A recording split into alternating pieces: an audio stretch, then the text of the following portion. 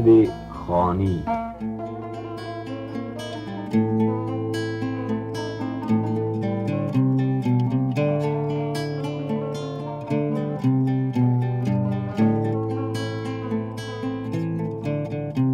زاهد خلوت نشین پا بند گردر خویه، تاجر رحلت گژین در بند دینار خویه، عاشق دلبر حبین دل بند دیدار خویه، دا بزانی هر کسک به شبه غمخوار خویه.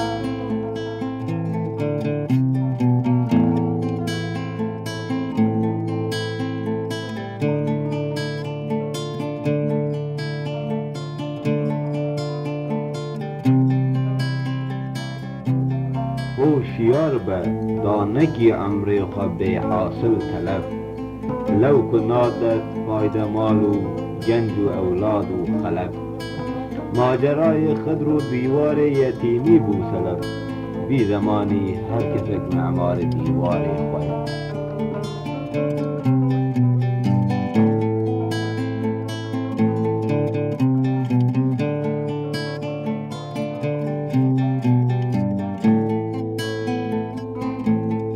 مناره ویر خطاده احمد خانی حتی بازید ما اومه مالنگون احمد خانی نیومینز نبین.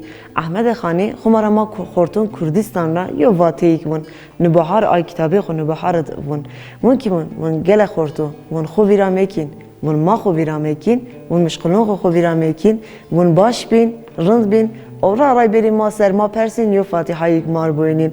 احمد خانی سمت باقری کردستان زاب قیمت لیو انسانو قیای سنو خمارا فیلوزوف ما پیلو. احمد خانی این صورت از خمارا مموزین از تا کتاب ما اوینه سر هی آیا مار نشتب هنکا تربیهی هانی که ها بازید تا ایتا شب رحمت آی سمت تربیهی انی تاروناب ما زگانی ترا ویرتین ما بیر ویری ما در یو فاتحه یک بوین ما تده دعب یو دعب واتی بک.